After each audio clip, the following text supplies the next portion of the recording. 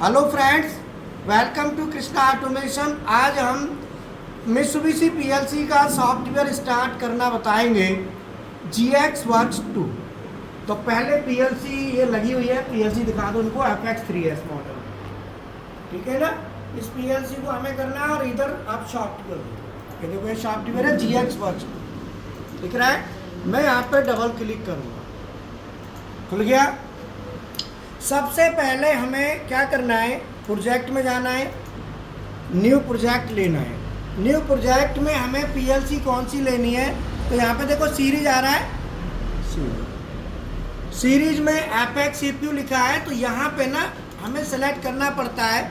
तो यहाँ पे जैसे अलग अलग ये Q CPU है, तो इसमें नहीं है। अब ये एपेक्स CPU, अब इसमें दूसरा कोई जैसे L है, L CPU आ गया।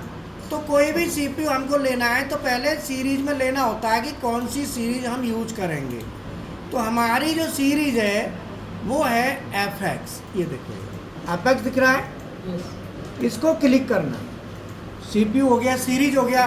तो हमारी PLC की जो सीरीज है वो FX है। अब आता है टाइप। अब PLC में कौन सा मॉडल है, इसमें बहुत मॉडल है, जैसे ये मॉडल है और भी मॉडल है। तो जौन सा मॉडल हमें करना है वो मॉडल हम यहाँ पे लेंगे। तो ये हमारा है FX3S, मैंने क्लिक कर लिया। क्लिक करने के बाद मैंने ओके कर दिया, यहाँ देखो ओके कर दिया। ओके करने के बाद अब मैं इसका कनेक्शन चेक करेंगे कि कनेक्शन ठीक है या नहीं है। तो उसके लिए देखो कनेक्शन डेस्टिनेशन, यहाँ आ जाओ, कनेक्शन डेस्टिनेशन लिखा है, मैं यहाँ पे क्लिक कर दूंगा। क्लिक करके फिर मैं आऊँगा करंट कनेक्शन, यहाँ पे क्लिक करूँगा। क्लिक करते ही हमारे पास ये विंडो आ जाएगी, ट्रांसफर सेटअप कनेक्शन। तो देखो यहाँ पे लिखा है PC साइट इंटरफेस लिखा है। मैं इसके साथ जो USB सीरियल लिखा है ना, यहाँ पे क्लिक करूँगा। यहाँ पे क्लिक करते ही ये विंडो आ जाएगी, देखो इधर आ रही है। यहाँ पे RS232 कनेक्शन है लिखा है, यहाँ USB भी है। तो अगर हम USB लगाएंगे तो USB के लिए हमारा ये लगेगा, यहाँ पे क्लिक करेंगे। अभी हमने RS232 लिया है तो हम इसको सेलेक्ट करके रखेंगे। इसमें USB का भी ऑप्शन है, अगर हम चाहें तो USB भी इसमें हम लगा सकते हैं, ठीक है ना। और यहाँ पे कॉम पोर्ट है, तो जैसे कॉम 1 है, अगर मैं कॉम पोर्ट चेंज कर देता हूँ मान लो कोई भी, तो ये कनेक्शन फिर सही कम्युनिकेशन नहीं बैठेगा, क्योंकि कॉम 1 इसमें है। तो मैं कॉम चेंज करके देखूंगा। अभी पहले जस्ट मैं इसको कनेक्शन को चेक कर लेता हूँ। तो यहाँ पे हम करेंगे, यहाँ पे ओके, ठीक है। अब दूसरा है PLC साइड। PLC साइड है, PLC साइड में देखो यहाँ पे PLC मॉड्यूल है, दिख रहा है। तो ये PLC मॉड्यूल को डायरेक्ट जा रहा है, बीच में कोई HMI नहीं है। तो यहाँ पे हमें कुछ भी नहीं करना, इसको हमें ओके रखना है। और यहाँ पे कनेक्शन टेस्ट लिखा है, देखो कनेक्शन टेस्ट लिखा है। कनेक्शन टेस्ट को मैं क्लिक करूँगा तो ये कह रहा है successfully connected with the FX3S CPU, मैंने ओके कर दिया। इसका मतलब हमारा कनेक्शन कन्फर्मेशन है। तो ध्यान रहे, कनेक्शन डेस्टिनेशन में जाके हमें चेक करना पड़ता है। तो मैं फाइनल ओके कर देता हूँ, ठीक है। अब ये हमारा प्रोग्राम इसमें बनाना है। ये तो हमारा कम्युनिकेशन सेटअप हो गया, सॉफ्टवेयर सेटअप हो गया। कम्युनिकेशन सेटअप करने के बाद फिर हमको यहाँ पे प्रोग्राम बनाना है।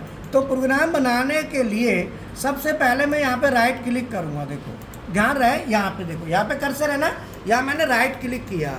टूल बार्स है, पहली है स्टैंडर्ड टूल बार। अगर मैं इसे हटाता हूँ, क्लिक करता हूँ, तो देखो स्टैंडर्ड वाली चली जाएगी, प्रोग्राम वाली भी गई, डॉकिंग विंडो, इंटेलिजेंट, और इसमें लास्ट में लैडर, ये सभी टूल बार चली गई। अगर आपकी कोई भी टूल बार चली जाती है तो राइट साइड में यहाँ पे क्लिक करके आप ला सकते हैं। स्टैंडर्ड को ले आए, देखो स्टैंडर्ड में हटा देता हूँ, हट गई। अब देखो स्टैंडर्ड आ गई, स्टैंडर्ड टूल बार, ये स्टैंडर्ड टूल बार है। दूसरी टूल बार है प्रोग्राम कमेंट, ये प्रोग्राम वाली आ गई, कमेंट वाली, ठीक है। तीसरी टूल बार है डॉकिंग विंडो, डॉकिंग विंडो आ गई, जहाँ पे ये डॉकिंग विंडो नेविगेशन आ जाता है, नेविगेशन विंडो। और इसके बाद आता है इंटेलिजेंट फंक्शन, और इसके बाद आता है लैडर। ये लैडर वाली है जिसमें एडवांस ही आपके होंगे, तो ये लैडर वाली पूरी आगे देखो। अगर ये बाई द वे चली जाए तो आप इसको दोबारा ला सकते हैं, ठीक है। अभी मैं देखता हूँ सभी हमारे पास हैं, सभी आ गए, ठीक है। अब इसमें हमें क्या करना है, प्रोग्राम लिखने के लिए लैडर में हमने देखो एनो, तो मैं एक एनो उठाना है तो मैं यहाँ से भी उठा सकता हूँ और डायरेक्ट भी। तो मैं सबसे पहले जब भी प्रोग्राम बनाना होगा तो बनाने से पहले देखो यहाँ पे 4 मोड है। ये है रीड मोड। रीड का मतलब होता है प्रोग्राम यहाँ पे रीड किया जा सकता है, कुछ भी नहीं कर सकते। राइट मोड, राइट मोड में प्रोग्राम हमें लिखना है। प्रोग्राम जब भी लिखेंगे तो इस मोड में लिखेंगे, ध्यान रखना, राइट मोड में। तीसरा है मॉनिटर, ये ऑनलाइन मॉनिटरिंग के लिए। और चौथा मोड है हमारा मॉनिटर राइट मोड, ये ऑनलाइन एडिटिंग के लिए यूज होता है। ये 4 मोड हैं, ध्यान रहे। पहला रीड मोड, ये प्रोग्राम खाली रीड कर सकते हैं। राइट मोड, इसमें प्रोग्राम लिखेंगे।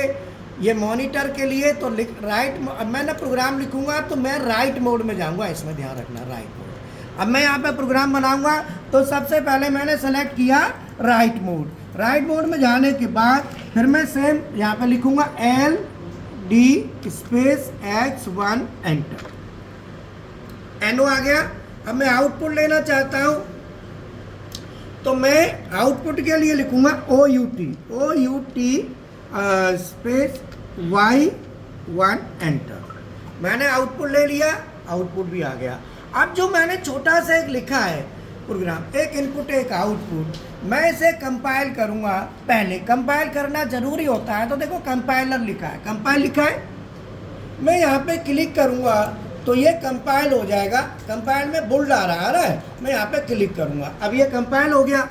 कंपाइल करने के बाद अब मैं PLC में इसको डालूंगा। तो PLC में डालने के लिए राइट टू PLC हम जाएंगे। तो कंपाइल करने के बाद या तो हमारे पास ऑनलाइन ऑप्शन है, यहाँ भी आता है, तो यहाँ पे आएगा read from PLC write to PLC। तो दोबारा मैं बता देता हूँ, आप कहाँ जाएंगे, ऑनलाइन। ऑनलाइन में जाके write to PLC, write to PLC जाएंगे तो यहाँ पे देखो ये लिखा है प्रोग्राम प्लस पैरामीटर। मैं यहाँ पे क्लिक करूँगा, क्लिक करने के बाद एग्जीक्यूट कर दूँगा। तो एग्जीक्यूट लिखा है, एग्जीक्यूट कर दिया। अब ये प्रोग्राम हमारा जा रहा है। अब ये हमारा कंप्लीट जो है CPU status is currently stop, would you like to prefer a remote run कॉजन। तो अब मैं जो है ना यस करके और यहाँ पे विंडो को क्लोज कर दूँगा। क्लोज कर दिया। क्लोज करने के बाद फिर यहाँ पे मैं इसे क्लोज कर देता हूँ, प्रोग्राम हमारा चला गया। क्लोज करने के बाद अब इसे मैं मॉनिटर मोड में जाऊँगा। तो मैंने बताया था कि ये राइट मोड है, ये देखो राइट है ना, राइट से अगला क्या है, मॉनिटर। मैं मॉनिटर पे इसको क्लिक करूँगा। क्लिक करने के बाद अब मैं यहाँ पे मॉनिटर मोड में जाने के बाद अब मैं बटन दबाऊंगा। तो कोई भी एक स्टूडेंट जरा बटन दबाओ, X1, चलो X1 दबाओ। कौन सी स्किल? हाँ हाँ, देखना X1 आ रहा है, दबाओ। हाँ, दूसरा दबाओ, आ रहा है, देखो दबाओ, देखो दबा के रखो, ये दबा रहे हैं तो ये आ रहा है।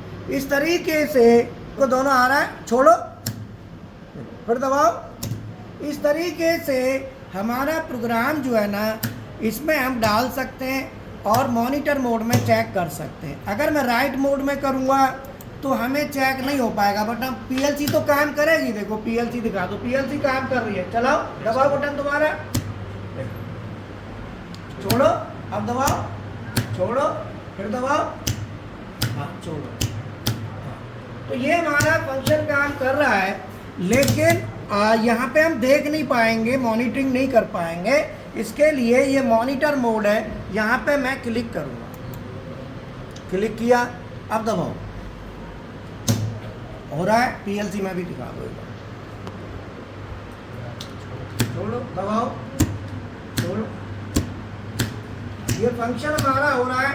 तो ये फंक्शन जो है ये हमारा बेसिकली जो हमारा GXWorks2 सॉफ्टवेयर है उसको मैंने आपको बताया कि कनेक्शन चेक कैसे करते हैं, कम्युनिकेशन सेटअप कैसे करते हैं, प्रोग्राम डाउनलोड, प्रोग्राम अपलोड लेना है तो रीड फ्रॉम PLC से हम प्रोग्राम को लेंगे। तो मैंने वो भी दिखा देता हूँ। ऑनलाइन जाएंगे, देखो ऑनलाइन, ऑनलाइन गए रीड फ्रॉम पीएलसी। अगर प्रोग्राम पीएलसी से लेना है तो हम यहाँ पे रीड फ्रॉम पीएलसी क्लिक करेंगे। वही सेम प्रोसीजर होगा, प्रोग्राम पैरामीटर और एग्जीक्यूट। यस करते चले जाओ, जहाँ भी जो भी आए सभी को यस करते चले जाओ, क्लोज कर दो और यहाँ पे क्लोज कर दो। अब रीड कर लिया, वही प्रोग्राम था हमारा पीएलसी में जिसको हमने रीड कर लिया। तो मैं आपको बता दिया कि ये हमारा जो मेन सॉफ्टवेयर है इसको हम कैसे ऑपरेट करते हैं, प्रोग्राम डाउनलोड अपलोड कैसे करते हैं, वो पूरा मैंने आपको बता दिया। ये सामने बीएमसी की लैब है, बीएमसी मशीन की लैब है, बीएमसी मशीन लगी हुई है, प्रैक्टिकल चल रहा है। सीएनसी मशीन की लैब अलग है और हमारी यहाँ पे बाकी प्रैक्टिकल चल रहे हैं। यहाँ पे क्या है कि मैं आपको बता देता हूँ, ये हमारी लैब जो है पुरानी लैब है, आप देख रहे हैं पुरानी, वो पीएलसी की लैब है पुरानी, और वो पीएलसी वहाँ भी पीएलसी की लैब है पुरानी। वो देखो तीनों लैब पीएलसी की है, पुरानी लैब है। ये वाली चल रहा है प्रैक्टिकल, उसमें भी चल रहा है, इसमें भी चल रहा है। और ये देखो ये प्रैक्टिकल पूरा करते हुए बच्चे दिख रहे हैं। और दूसरी लैब में दिखा दो, यहाँ पे सीएनसी की लैब है, प्रैक्टिकल चल रहा है। और ये मेरा क्लासरूम था, अभी खाली है, उसमें कोई नहीं है, जो पुराना क्लासरूम है। और ये हमारा आगे दूसरा ना काउंटर वाला रिसेप्शन वाला वो दिखाओ, नहीं ये सीएनसी है, सीएनसी की लैब है, सीएनसी का प्रैक्टिकल चल रहा है। हाँ ये वाला ये लैब है, यहाँ भी आरएलसी की लैब है, काउंटर भी था तो पुराना। ये देखो ये बच्चा बैठा है आगे प्रैक्टिकल कर रहा है, दिख रहे हैं, वो सब आरएलसी के प्रैक्टिकल कर रहे हैं। तो अलग अलग सेट अलग अलग लैबें हैं जिससे आप खुल के प्रैक्टिकल अपना कर सकें। बाकी क्लासरूम भी है जो अभी नया सेटअप हुआ है क्लासरूम, वो भी ये हमारा क्लासरूम है नया, जिसमें करीब 40-50 स्टूडेंट्स की इसमें आराम से आ जाती है पूरा। तो पूरा ओवरऑल क्लासरूम जो है ना हमने बनाया हुआ है, जिसमें क्लासें जो चलती हैं, पहले दिक्कत आती थी क्लास की, अब इसमें अच्छी स्ट्रेंथ निकल आ रही है, आराम से बैठ सकती है। तो मैं यही कहूँगा कि देखो हमारा पीएलसी ऑटोमेशन का full course Delta Mitsubishi Siemens Omron Allen Bradley Fanuc Schneider और आपका हाइड्रोलिक न्यूमेटिक सीएनसी मेंटेनेंस ये करीब 5-6 हज़ार रुपये में पड़ जाता है। साथ ही साथ आपका ये लगा लो सीएनसी पीएमसी प्रोग्रामिंग है 4,000 रुपये में मात्र प्रैक्टिकल के साथ, रहना फ्री मिल जाता है। और सब जितना हो सकता है हम बच्चों के लिए करते हैं। मेरा एक ही कहना है कि नॉलेज बढ़ाओ, आगे बढ़ो। Thank you.